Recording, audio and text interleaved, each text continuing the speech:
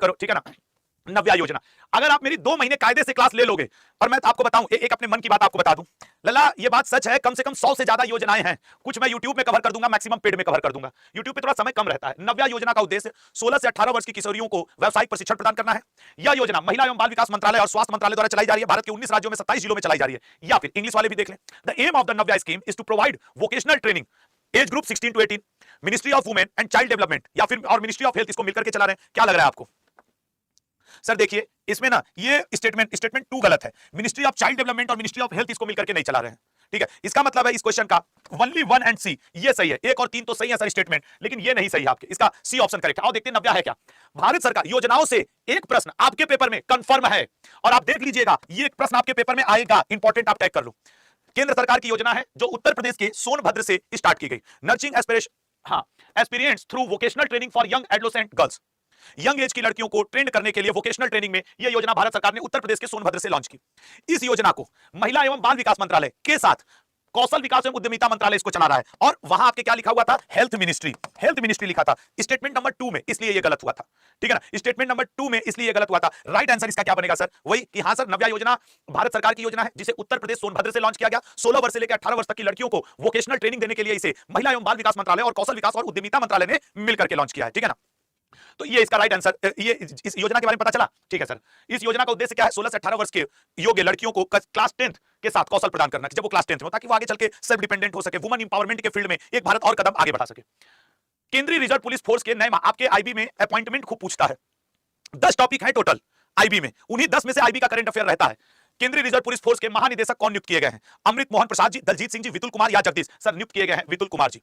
Actually Vipul Kumar ji के बारे में अगर बात किया जाए तो ये सीआरपीएफ के नए डायरेक्टर जनरल हैं।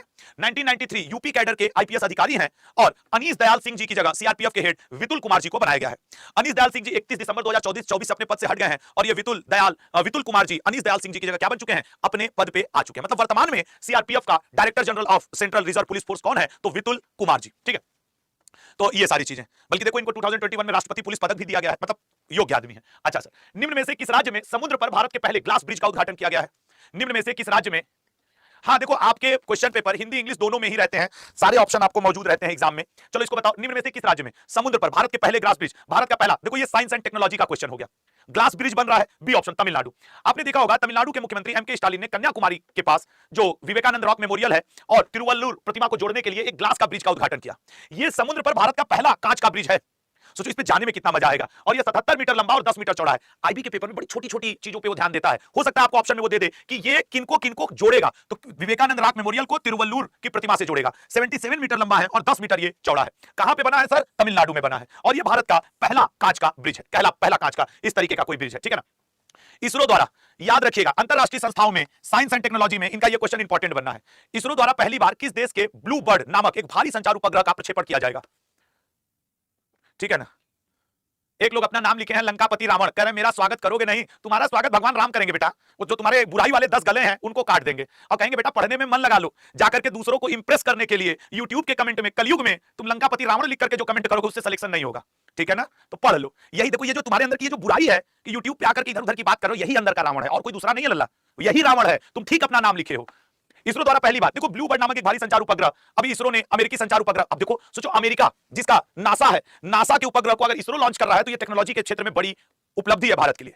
फरवरी मार्च में ये लॉन्च हो चुका है, ठीक है ना, फरवरी मार्च में ये लॉन्च हो चुका है। तो ब्लू बर्ड नासा का है, लेकिन लॉन्च किया इसरो ने। अगले पाएंगे सर, माता खीर भवानी मेला के संदर्भ में, मेला महोत्सव सम्मेलन के क्वेश्चन आईबी में एक आता है। अब कौन सा आएगा आई डोंट नो, बट देखते हैं। माता खीर भवानी मेले के संदर्भ में नीचे 3 कथन दिए गए हैं, बताइए इनमें से कौन सा कथन या कौन से कथन सही है? माता खीर भवानी मेला जम्मू कश्मीर के गांदरबल जिले में तुल मुल्ला गांव के रागन्या देवी मंदिर में आयोजित होता है। अच्छा सर, हाँ तो ये स्टेटमेंट तो करेक्ट लग रहा है मुझे तो कोई दिक्कत नहीं लग रही है सर, ये तो सही है, होता है।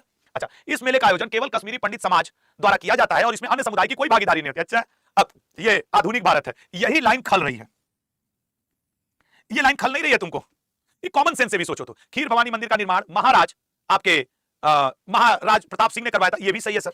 मतलब 1 और 3 सर, सी ऑप्शन इसका करेक्ट होना चाहिए। इंग्लिश वाले भी पहले देख लें, उसके बाद देखते हैं इंग्लिश के भी जो स्टूडेंट है। Mata Kheer Bhawani fair is held at the Ragnya Devi temple in the Tulmulla village in Ganderbal district of Jammu and Kashmir. Statement is right, the fair is organised only by the Kashmiri Pandit community and there is no participation of other communities. ऐसा कोई रह नहीं गया है, ऐसा अब रह नहीं गया है। और Kheer Bhawani temple was build by Maharaja Pratap Singh and rebuild by Maharaja Hari Singh. Yes, इसका सी ऑप्शन करेक्ट होगा। ठीक है ना। तो हाल फिलहाल में प्रतिवर्ष जम्मू कश्मीर में एक मेला मनाया जाता है खीरवानी, जैसे कि आप असम में अंबुबाची मेला देखते हैं, तो उसी तरीके का आप प्रसिद्ध या आप रथ यात्रा मेला देखते हैं।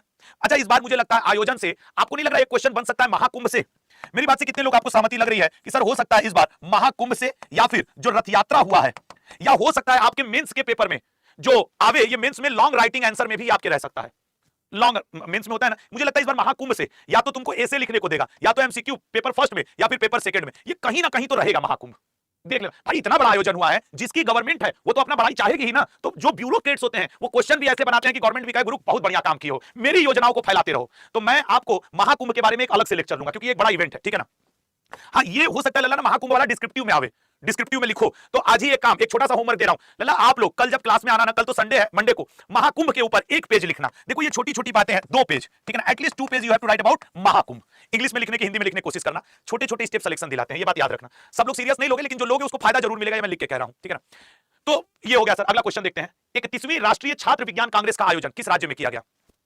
मैक्सिमम स्टूडेंट ये जानना चाह रहे हैं कि सर इसकी पीडीएफ कहां मिलेगी। इसकी पीडीएफ आपको मिलती है अड्डा के ऑफिशियल टेलीग्राम चैनल पे, current affairs by Ashutosh Tripathi sir, ठीक है, सुन लिए सब लोग, current affairs by Ashutosh Tripathi sir channel पे आपको इसकी पीडीएफ मिल जाएगी, टेलीग्राम चैनल पे, टेलीग्राम पे सर्च मार लेना, मैं हूं, स्वेटर वेटर पहना हूं, व्हाइट कलर के कॉलर में, मिल जाऊंगा। 31वीं, अगर ये लोग फोटो लगा दिए होंगे तो 31वीं राष्ट्रीय छात्र विज्ञान कांग्रेस का आयोजन, सर इसका आयोजन किया गया था मध्य प्रदेश में इस बार। अब जरा इसको देखेंगे, 3 से 6 जनवरी को मध्य प्रदेश के मुख्यमंत्री मोहन यादव जी ने राष्ट्रीय बच्चों का विज्ञान कांग्रेस का उद्घाटन किया था, और उसका थीम था स्वास्थ्य और कल्याण के लिए पारिस्थितिकी तंत्र को समझना, ठीक है। जो की पॉइंट्स होते हैं उनको अंडरलाइन कर लिया करो ताकि आपको क्लियर रहे, ठीक है ना। अगले पे आएंगे, अगला क्या है सर क्वेश्चन, वन पारिस्थितिकी तंत्र को हरित सकल घरेलू उत्पाद से जोड़ने वाला पहला राज्य निम्न में से कौन बन गया है? One, sir please help me, आपके करंट अफेयर्स की बुक ऑर्डर की थी वो नहीं मिली। अमित यार अभी ना 15-16 तारीख से बुक भेजा जाना शुरू किया है, 5-7 दिन लगता है किसी बुक को डिलीवरी होने में। मिल जाएगा लल्ला, नहीं मुझे क्लास में बता देना, मैं कर लूंगा, ठीक है ना। इंटरनेशनल करंट अफेयर भी ज्यादा आता है क्या? हाँ, एक बात सही करो, एक स्टूडेंट है यस यस कह रहे हैं कि सर इसमें इंटरनेशनल मुद्दे ज्यादा रहते हैं क्या? मैं लास्ट में आपको सिलेबस लिख दूंगा, यस तुमने सही बोला है, रहते हैं, मैं लास्ट में लिख दूंगा। इसका राइट आंसर है छत्तीसगढ़। वन पारिस्थितिकी तंत्र को हरित सकल घरेलू उत्पाद से जोड़ने वाला पहला राज्य बन गया है। इस छत्तीसगढ़ ने क्या किया है कि अपने यहाँ की clean air, water conservation, biodiversity, environment, इन सब को क्या कर दिया है, जीडीपी के साथ जोड़ दिया है, और बोला है कि हम ये ऐसा इसलिए कर रहे हैं ताकि भविष्य की पीढ़ियों को स्वच्छ हवा, स्वच्छ पानी, स्वच्छ इन्वायरमेंट मिले। तो Chhattisgarh become the first to connect the forest ecological system to green GDP. अब देखो आज का इनका कदम उठाया हुआ अगले के लिए अच्छा रहेगा। अच्छा, आज से मैं एक काम भी करूंगा, हर 2 दिन में आपको एक ऐसे का टॉपिक दिया करूंगा। जैसे आज मैंने आपको ऐसे का टॉपिक होमवर्क में दिया है, ईमानदारी से करना, महाकुंभ। महाकुंभ पे आप जितने लोग आईबी की तैयारी कर रहे हो लल्ला, 2 पेज मिनिमम 200 शब्द उसमें होने चाहिए, मिनिमम 200 शब्द का ऐसे आपको लिखना है महाकुंभ पे, ठीक है ना। चलो, तो ये हो गया। अब अगला क्वेश्चन, निम्न में से किस, अच्छा कई लोगों को ये कंफ्यूजन होता है कि सर आईबी में ना असर्सन रीजन के क्वेश्चन खूब आते हैं, सच है। वन लाइनर भी 10 से 12 वन लाइनर रहते हैं, 7 से 8 क्वेश्चन असर्सन और रीजन वाले। निम्न में से किस स्थान पर एशिया का सबसे बड़ा एयर शो का आयोजन किया गया? एशिया का सबसे बड़ा एयर शो लल्ला बेंगलुरु में हुआ। जरा देखते हैं इसके बारे में। एशिया के सबसे बड़े एयर शो एरो इंडिया का 15वां संस्करण 10 से 14 फरवरी, ठीक है ना, 10 से 14 यहां पे लिखा है, 10 से 14 फरवरी को किया गया है। Runway to a billion opportunities, इस बार की थीम क्या थी? Runway to a billion opportunities, ये इस बार की थीम थी। अब आ गया असर्सन रीजन, ये इंपॉर्टेंट है भाई, ये साइंस टेक्नोलॉजी का भी क्वेश्चन है, इंटरनेशनल क्वेश्चन है, और मतलब इंटरनेशनल लेवल का क्वेश्चन है। दुनिया के पहले जेट संचालित उड़ने वाला ह्यूमैनॉइड रोबोट के संदर्भ में नीचे दिए गए कथनों पर विचार करिए। और एक बात आपको बताऊं, सुबह 8 बजे करंट अफेयर में आया करो, वहां ना मैं इनका खूब सारा डिटेल रोज पढ़ाता हूं। इधर 2 महीने की सुबह 8 बजे की करंट अफेयर की क्लास को जो एसएससी अड्डा यूट्यूब चैनल पे लेता हूं, मत छोड़िएगा। दुनिया के पहले जेट संचालित उड़ने वाले ह्यूमैनॉइड रोबोट के संदर्भ में नीचे दिए गए कथनों पर विचार कीजिए। पहले तो इसका नाम जान लो, आयरन कप 3 है। स्टेटमेंट नंबर फर्स्ट तो एकदम करेक्ट है, इसमें मुझे तो कोई रूप है। इस रोबोट के दोनों पैर में 4 लघु जेट इंजन है, जिसे उड़ने में मदद करता है। आयरन क्यूब 3 का आपदा प्रभावित दुर्गम क्षेत्रों में खोज बचाव। हाँ, पहला तीसरा सही है, ये 4 तो जेट इंजन लगा, ये सब फर्जी बातें हैं। तो बताओ इसका क्या सही होगा? सर मैं बताऊं, इसका एक ही सही हमको लग रहा है, एक स्टेटमेंट सही लग रहा है, केवल 2। अब कितने लोग मेरे साथ सहमत हैं मुझे नहीं पता, लेकिन मुझे तो केवल एक स्टेटमेंट सही लग रहा है। इधर इटली वाला मैटर फंसा हुआ लग रहा है, प्रभावित या दुर्गम क्षेत्रों में खोज और बचाव। आइए देखते हैं, केवल 2। अच्छा, सबसे पहली बात तो आप यही भूल गए कि इटली ने आयरन दुनिया का पहला जेट संचालित उड़ने वाला रोबोट बनाया है। तो फिर स्टेटमेंट 1 गलत क्यों? Iron cube 3 is the world first, अच्छा world first jet power flying humanoid developed by Italy, correct है भाई, करेक्ट है इटली। लेकिन यहां लिख दिया ना वर्ल्ड फर्स्ट जेट पावर। अच्छा, इसका डिटेल देखते हैं, खुद समझ में आ जाएगा। इटली ने आयरन क्यूब 3 दुनिया का पहला जेट संचालित उड़ने वाला ह्यूमैनॉइड रोबोट बनाया है, इसको इटली ने ही विकसित किया, मतलब स्टेटमेंट 1 करेक्ट है भाई, मेरे से गलती हुई है ये बताने में, इटली करेक्ट है, ठीक है ना। अगला पॉइंट, आयरन उद्देश्य आपदा प्रभावित दुर्गम, मतलब स्टेटमेंट नंबर 3 भी सही है। तो 1 और 3 इसका मतलब है इस क्वेश्चन का राइट आंसर होगा 1 और 3 है भाई। मैं इसके आंसर को कट कर रहा हूं, सब लोग एक बार देख लो। इसका स्टेटमेंट नंबर ये भी सही है, ये भी सही है, ये गलत है बस, ये गलत है बस। सही कह रहा हूं कि नहीं भाई? इसको डेवलप तो इटली ने किया है ना, तो गलत क्या हुआ? Iron cube 3 is the world first jet power flying humanoid robot developed, और ये इसी कार्य के लिए। तो इसके प्लीज आंसर पे मत जाइएगा, इसके आंसर पे मत जाइएगा, और इसका डिटेलिंग देखते हैं, ठीक है। अगला पॉइंट क्या? आयरन क्यूब 3 परियोजना का उद्देश्य आपदा प्रभावित जो एरिया है उनके लिए किया जा रहा है दुर्गम क्षेत्रों में बचाव के लिए, ठीक है ना। 70 किलोग्राम का जो 4 लघु जेट सोल्जर इसमें 2 भुजाओं और 2 पीछे। हाँ देखो, इसमें 4 लघु जेट इंजन तो है, लेकिन 2 हाथ में है, 2 पैर में है। और क्वेश्चन में क्या दिया था, क्वेश्चन में क्या दिया था कि चारों पैर में लगे हुए हैं, इसलिए स्टेटमेंट नंबर 2 गलत हुआ था। क्वेश्चन में ये दिया था, तो स्टेटमेंट नंबर 2 के गलत होने का वजह था कि 2 इसके हैंड पे हैं, 2 इसके पैर जेट पैक पर लगे हैं, ठीक है ना। अगला पॉइंट, निम्न में से किस राज्य में शहीद माधो सिंह हाथ खर्चा योजना शुरू किया गया है। योजनाओं से ये क्वेश्चन रहते हैं, ठीक है ना। सोनाली पूछ रही सर ईएसआईसी एसएसओ बैच कब तक आएगा। बेटा अभी उसके बारे में सोनाली मुझे पता नहीं है, मैं पता करके आपको बता दूंगा, ठीक है ना। मैं उसके बारे में पता करके बता दूंगा। इसका आंसर करो, निम्न में से शहीद माधो सिंह हाथ खर्चा योजना। देखिए सर, माधो सिंह बहुत ही फेमस व्यक्ति रहे हैं उड़ीसा के। तो इसमें क्या है, उड़ीसा के जो मुख्यमंत्री मोहन चरण मांझी जी हैं, उन्होंने ये एक एनुअल योजना लाई है। इस योजना में उन लोगों को कवर किया जाएगा जो आदिवासी छात्र घर की परिस्थितियों की वजह से, इकोनॉमिकली बैकवर्ड होने की वजह से पढ़ाई को छोड़ दिए हैं। तो अगर वो अपनी पढ़ाई को कंटिन्यू करते हैं तो इस योजना के तहत सरकारी या सहायता प्राप्त पढ़ने के लिए कक्षा 9 और 11 के प्रत्येक आदिवासी छात्र को 5000 रुपया दिया जाएगा, ताकि वो बीच में पढ़ाई ना छोड़े अब आगे से। तो शहीद माधो सिंह हाथ खर्चा योजना, तो ये अच्छा है ना।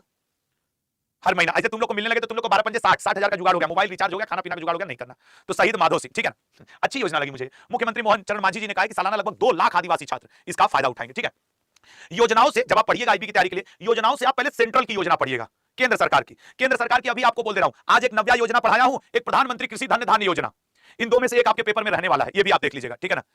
अगले पॉइंट पाएंगे, खो खो विश्व कप 2025 के लिए लॉन्च किए गए शुभंकर का क्या नाम है। आईबी के सिलेबस में 2 क्वेश्चन, 20 में प्री वाले की बात कर रहा हूं, 2 क्वेश्चन आपके इसी से रहते हैं, स्पोर्ट्स के सेक्शन से। खो खो विश्व कप में लॉन्च किए गए शुभंकर का क्या नाम है। सर सी ऑप्शन, तारा और तेजस। Actually kho kho federation of India ने 13 से 19 जनवरी तक खो खो विश्व कप के लिए ट्रॉफी का अनावरण किया। इसमें 24 देश के पुरुष और महिला ने भाग लिया। वैसे आपको जानकारी के लिए बता दें कि भारतीय पुरुष टीम और भारतीय महिला टीम ने यह खो खो विश्व कप जीत भी लिया है, ठीक है ना। इसका खो खो का चैंपियन भी भारत बन चुका है। चूंकि अब हमको तो पुराना पूरा 8-10 महीना कवर करना है, तो हम तो उस चीज पे रहेंगे ही, लेकिन ये है तो ये भी याद रखिए, तेजस प्रतिभा और ऊर्जा का प्रतीक नीले रंग में दर्शाया गया, ठीक है ना। और वहीं जबकि तारा मार्गदर्शन और आकांक्षा का प्रतिनिधित्व करती है। निम्न में से किसके द्वारा भारतीय कृषि में डिजिटल क्रांति लाने के लिए प्रोजेक्ट विस्तार। इस क्वेश्चन का इंपॉर्टेंस मैं तुम्हें बताऊं, एक तो एग्रीकल्चर का एक क्वेश्चन आपके पेपर में कंफर्म रहता है, एक साइंस एंड टेक्नोलॉजी का क्वेश्चन कंफर्म रहता है, और एक योजना का क्वेश्चन। ये ऐसा क्वेश्चन है जो एग्रीकल्चर का भी है, साइंस एंड टेक्नोलॉजी का भी है और योजना का भी है। केयरफुली आप देखो कि इस एक क्वेश्चन में 3 टॉपिक आईबी के कवर हो रहे हैं, एग्रीकल्चर, साइंस एंड टेक्नोलॉजी, योजना। काहे ना पूछे तुमसे एग्जाम में है। भारतीय कृषि में प्रोजेक्ट विस्तार लाया है आईआईटी मद्रास ने, ठीक है ना। अच्छा, इसको याद रखने के लिए ऐसे ही बोल दे रहा हूं, मद्रास के समुद्र तट बहुत विस्तार वाले हैं, ऐसे याद रखना। खैर, Indian institute of technology Chennai Madras ने भारत सरकार के साथ मिलकर के, खास करके एग्रीकल्चर डिपार्टमेंट के साथ मिलकर के virtually integrated system to access agriculture resource शुरू किया है। इसका उद्देश्य यह है कि भारत की जो एग्रीकल्चर सिस्टम है, उसकी जो एक्यूरेसी है, उसकी जो इफेक्टिवनेस है, दक्षता या प्रभावशीलता है, उसको बढ़ाना। और किस माध्यम से बढ़ाएगी, किसानों को नई नई टेक्नोलॉजी बता करके और उन्हें एडवाइस करके, तब जाकर के ये बढ़ेगा, ठीक है ना। ये होगा।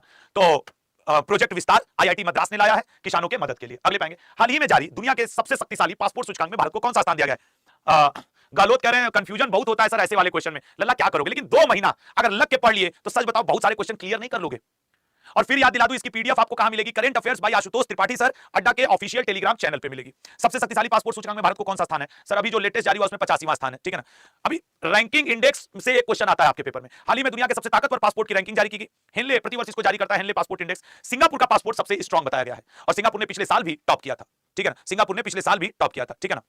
अगले पाएंगे, ग्रुप कैप्टन लिख लो, ये भी आपके डिस्क्रिप्टिव के लिए इंपॉर्टेंट बनेगा, जो आपको ऐसे लिखने के लिए आ सकता है। नहीं, जैसे महाकुंभ जैसी बड़ी घटना रिलीजियस हुई, उसी तरह से भारत पे इंटरनेशनल स्पेस स्टेशन जाने वाला ये पहला व्यक्ति है। तो क्या इससे आपके इंटरव्यू में या मेंस में डिस्क्रिप्टिव टाइप में या फिर आपके प्री में क्वेश्चन नहीं बनेगा। आप खुद से गेस कर लो। चलो बताओ कैप्टन, चलिए स्टेटमेंट पढ़ते हैं। ग्रुप कैप्टन सुभांशु शुक्ला की अंतरराष्ट्रीय अंतरिक्ष स्टेशन की यात्रा के संबंध में नीचे देखे कथनों विचारे। Justice B R Gavai Bharat के पहले बौद्ध और दूसरे दलित मुख्य न्यायाधीश। यार ये तो गड़बड़ा गया, क्वेश्चन कुछ और है।